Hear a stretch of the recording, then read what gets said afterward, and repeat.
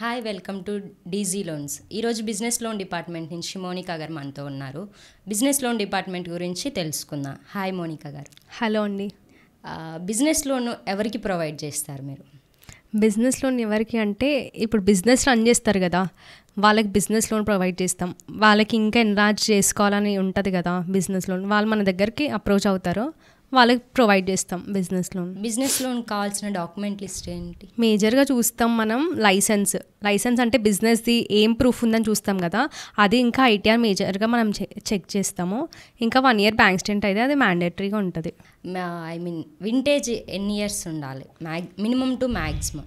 Minimum మనం 1 year vintage ఉన్నా చేస్తాము. లైక్ 1 year వింటేజ్ అంటే అది స్మాల్ టికెట్, అందులో ఫండింగ్ లోన్ అమౌంట్ అనేది తక్కువ వస్తుంది, ఎందుకంటే వింటేజ్ ఉండదు కదా. బిజినెస్ స్టార్ట్ చేసి మనకు మినిమం లోన్ అమౌంట్ ఎక్కువ కావాలంటే 3 years ఉండాలి. లైక్ 1 year ఉన్నా చేస్తాము, బట్ స్మాల్ టికెట్లో 15 lakhs వరకు ఇస్తారు వాళ్ళు. ఓకే. Turn over? బిగ్ టికెట్లో వచ్చేసి టర్న్ ఓవర్ మినిమం 2 crore ఉండాలి. స్మాల్ టికెట్లో వచ్చేసి 20 lakhs నుంచి 1 crore వరకు ఉన్న స్మాల్ టికెట్లో చేయొచ్చు. ఓకే. బిజినెస్ లోన్ డిపార్ట్మెంట్లో ఓడి కూడా ప్రొవైడ్ చేస్తారా మేడం? చేస్తారు, బట్ ఆల్ బ్యాంక్స్ ప్రొవైడ్ చేయరు. కొన్ని సర్టన్ బ్యాంక్స్ ఉన్నాయి, ఆ బ్యాంక్స్ ప్రొవైడ్ చేస్తారు. ఓకే. మ్యాక్సిమం లోన్ అమౌంట్ ఎంతవరకు ఫండింగ్ ఇస్తారు బిజినెస్ లోన్స్? లైక్ ఇప్పుడు అన్ని బ్యాంక్ పాలసీ ఒక్కలాగా ఉండదు. ఒక బ్యాంక్స్లో 50 lakhs ఉంటుంది, ఒక బ్యాంక్లో 75, ఒక బ్యాంక్స్లో 1 crore ఉంటుంది, ఒక దాంట్లో 1.5 కూడా చేస్తారు. ఓకే. ఏమైనా నెగిటివ్ ప్రొఫైల్స్ ఉన్నాయా మేడం బిజినెస్ లోన్ డిపార్ట్మెంట్లో? కొన్ని ఉన్నాయి. లైక్ రియల్ ఎస్టేట్ కంప్లీట్గా ఏ బ్యాంక్ కూడా ప్రొవైడ్ చేయము అసలు బిజినెస్ లోన్కే, నెగిటివ్ ప్రొఫైల్. ఇంకొక కొన్ని ఉన్నాయి అలా. కొన్ని నెగిటివ్ ప్రొఫైల్స్ కొన్ని బ్యాంక్స్ కన్సిడర్ చేస్తారు, కొన్ని బ్యాంక్స్ కంప్లీట్గా చేయరు. మొత్తం అన్ని బ్యాంక్స్ అంటే రియల్ ఎస్టేట్ చేయరు. ఓకే. ఫిలిం ఇండస్ట్రీ చేస్తారా మేడం? ఫిలిం ఇండస్ట్రీకి చేయము. పొలిటికల్ బ్యాక్గ్రౌండ్స్ ఫిలిం ఇండస్ట్రీస్కి వాటికి కూడా చేయరు. Locations ma'am? లొకేషన్స్ మనకి పాన్ ఇండియాలో బ్రాంచెస్ ఉన్నాయి, బట్ మనం ఇక్కడ నుంచి చేసేది మాత్రం తెలంగాణ. 100 kilometers వరకు మనమే లాగిన్ ప్రాసెస్ చేయొచ్చు. ఇన్ కేస్ అది క్రాస్ అయి ఉంటే మనం లొకేషన్ ఏరియా వైజ్ మేనేజర్స్ ఉన్నారు, వాళ్ళని అప్రోచ్ అయ్యి వాళ్ళతో ప్రాసెస్ చేయిస్తాం. కొంతమందికి కస్టమర్స్కి వచ్చేసి బిజినెస్ రన్ చేస్తుంటారు, బట్ లైసెన్స్ 2 years ఉండి వాళ్ళకి టర్న్ ఓవర్ ఎక్కువ ఉండి అలా ఉంటే ఏ బ్యాంక్లో, ఐ మీన్ బిగ్ టికెట్లో చేస్తారా స్మాల్ టికెట్లో చేస్తారా? ఇప్పుడు కొన్ని బ్యాంక్స్లో ఏంటంటే లేటెస్ట్ది లైసెన్స్ తీసుకొని ఐటీఆర్స్ బేస్ చేసుకొని అది వింటేజ్ ప్రూఫ్గా కన్సిడర్ చేస్తారు కొన్ని బ్యాంక్స్. ఓకే. ఎందుకంటే టర్న్ ఓవర్ అలా చూసి వాళ్ళ కొంతమందికి ఐడియా ఉండదు, బేసిక్గా లైసెన్స్ ఉంటే ఏంటి యూజ్ అని వాళ్ళకి తెలియదు కదా. ఇప్పుడు మన బిజినెస్ లోన్ కావాలన్నప్పుడే వాళ్ళకి ఐడియా వస్తుంది, అప్పుడు మనం గైడ్ చేసి లైసెన్స్ న్యూ తీపించుకొని ఐటీఆర్ బేస్ చేసుకొని వింటేజ్ ప్రూఫ్గా కన్సిడర్ చేసుకొని చేయొచ్చు. బిజినెస్ లోన్స్లో మ్యాక్సిమం ఎన్ని ఫర్మ్స్ ఉన్నాయి మ్యామ్? 3 firms ఉంటాయి. Proprietorship, partnership, private limited. ఇంకా ప్రొఫెషనల్ లోన్స్ కూడా చేస్తాం. Doctor loans, CA, schools funding, వాటికి కూడా చేస్తాం. సొసైటీ కూడా. బిజినెస్ లోన్ డిపార్ట్మెంట్లో చేస్తారమ్మా? LLP plus public private limited? LLP చేస్తాం, private limited, public limited, society, schools, colleges, hospitals, అవన్నీ కూడా బిజినెస్ లోన్ కిందకి కన్సిడర్ అవుతాయి. Minimum tenure and maximum tenure ఎంత ఉంటుంది? రేట్ ఆఫ్ ఇంట్రెస్ట్, పిఎఫ్, ఇన్సూరెన్స్లు ఇవన్నీ ఏ రేంజ్లో ఉంటాయి మ్యామ్ బిజినెస్ లోన్లో? టెన్యూర్ అయితే మ్యాక్సిమం 3 years ఇస్తారు. మనం ఇంకా హయ్యర్ వాళ్ళతో మాట్లాడి ఒక 1 year అట్లా పెంచుకోవచ్చు, బట్ బజాజ్ బ్యాంక్లో మాత్రం ఎక్కువ ఇస్తారు టెన్యూర్. రేట్ వచ్చేసి మనకి స్టార్టింగ్ 16 to 20 ఇస్తారు. ఇంకా మనం మాట్లాడి అట్లా ఇట్లా చేయొచ్చు. PF 2%, insurance 1%. లైక్ పల్లెటూర్లలో, విలేజ్, ఐ మీన్ సిటీస్లో చిన్న చిన్న కిరాణా షాపులు అండ్ టిఫన్ సెంటర్స్ ఇలా కొన్ని ఉంటాయి కదా, వీటికి మీరు బిజినెస్ లోన్స్లో ప్రొవైడ్ చేస్తారా మ్యామ్? చేయొచ్చు, బ్యాంకింగ్ బేస్ చేసుకొని చేయొచ్చు. వాళ్ళ ఐటీ అవన్నీ వాళ్ళు ఏం చెయ్యరు కదా, బ్యాంకింగ్ బేస్తో వాళ్ళకు కూడా ప్రొవైడ్ చేస్తాము. ఐ మీన్ దేంట్లో బిగ్ టికెట్లో చేస్తారా స్మాల్ టికెట్లో? ఇప్పుడు చిన్న చిన్న టిఫిన్ సెంటర్స్కి అయితే స్మాల్ టికెట్ కిందికే వస్తుంది. అది ఎందుకంటే వాళ్ళ జిఎస్టీ ఫైలింగ్ ఉండదు, ఐటీఆర్ ఉండదు కదా. మనకి మేజర్గా బిగ్ టికెట్లో ఐటీ కంపల్సరీ కావాల్సిందే, వితౌట్ ఐటీ చేయలేం ప్రాసెస్. అట్లాంటి ప్రొఫైల్స్ మాత్రం స్మాల్ టికెట్లోనే. వాళ్ళు కూడా ఏం తక్కువ లేకుండా బ్యాంకింగ్ బాగుంటే 20 lakhs కూడా చేస్తారు స్మాల్ టికెట్స్లో. స్మాల్ టికెట్లో మ్యాక్సిమం ఎంత అమౌంట్ లోన్ అమౌంట్ ఉంటుంది మ్యామ్? 2 lakhs నుంచి 20 lakhs వరకు చేస్తారు బ్యాంకింగ్ బేస్తో. కొన్ని బ్యాంక్స్లో 10 lakhs చేస్తారు, కొన్ని బ్యాంక్స్లో 15, మేజర్గా మాత్రం 2 to 20 వరకు అయితే చేస్తారు. స్మాల్ టికెట్లో కూడా ఓడి అవైలబుల్ ఉందా మ్యామ్? స్మాల్ టికెట్లో ఓడి లేదు, అది ఇంకా కమింగ్ డేస్లో రావచ్చు. మ్యామ్ ఓడి గురించి మా వ్యూవర్స్ కోసం కొంచెం ఎక్స్ప్లెయిన్ చేయరా? ఓడి అంటే ఓవర్ డ్రాఫ్ట్కి టర్మ్ లోన్కి డిఫరెన్స్ ఏంటి అంటే, టర్మ్ లోన్కి మనం యూజ్ చెయ్యకపో లోన్ అమౌంట్ ఇంట్రెస్ట్ మాత్రం పే చేయాల్సిందే. ఇప్పుడు ఓడి మాత్రం అట్లా కాదు, మనం ఎంతైతే యూజ్ చేస్తామో దానికి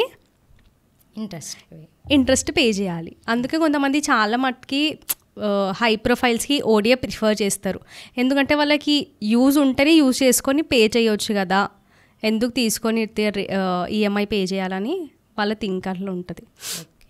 బిజినెస్ లోన్ డిపార్ట్మెంట్లో జ్యువెలరీస్ చేస్తారా మ్యామ్? Jewellery sector.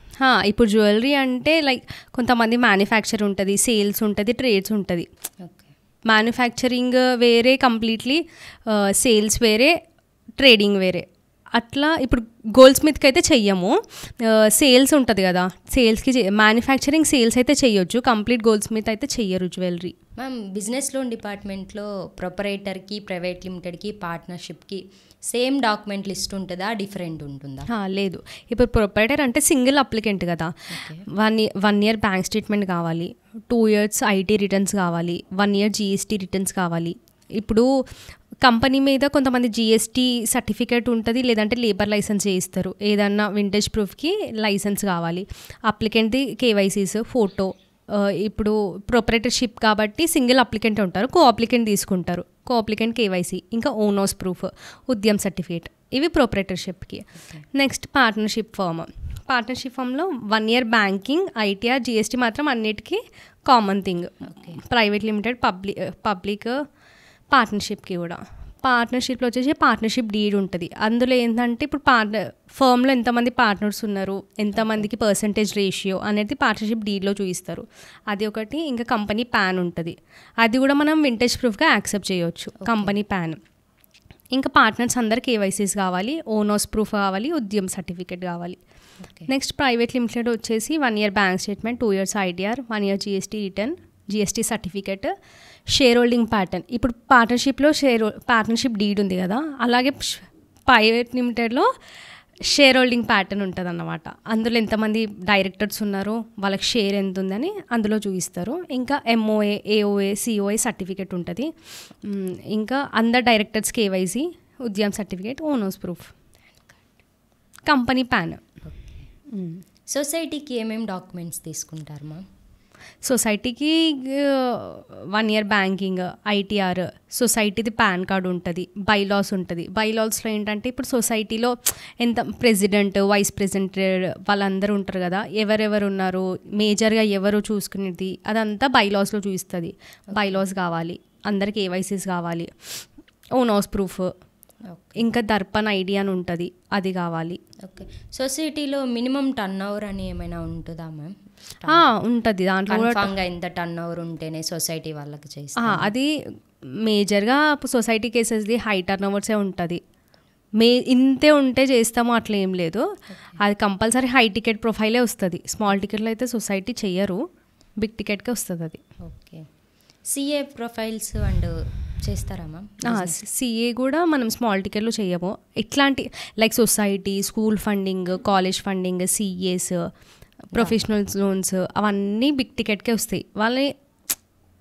వాళ్ళు చిన్న చిన్న టర్న్ ఓవర్ చూపించారు కదా, స్మాల్ టికెట్లో అవి సూట్ అవ్వవు, బిగ్ టికెట్కే వస్తుంది అది. ప్రైవేట్ లిమిటెడ్లో ఎంత షేర్ హోల్డర్స్ని కన్సిడర్ చేస్తారు?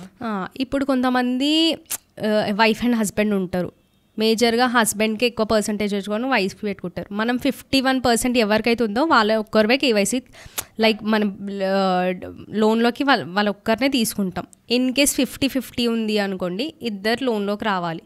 51 ఒక్కరికి ఉండి 49 ఉందనుకో, ఫస్ట్ పర్సన్ తీసుకుంటాం. ఇన్ కేస్ లేడీ ఫస్ట్ ఉండి మేల్ సెకండ్ ఉన్నారనుకో, ఇద్దరిని కూడా కంపల్సరీ రావాలి డీల్లోకి. ఓకే మ్యామ్, సిబిల్లో ఏమైనా ఇష్యూస్ ఉంది అలా ఉంటే బిజినెస్ లోన్ డిపార్ట్మెంట్లో దానికి తగ్గ క్లారిఫికేషన్ ఇస్తే మూవ్ చేసే ఛాన్స్ ఉందా ఫైల్? ఉంటుంది.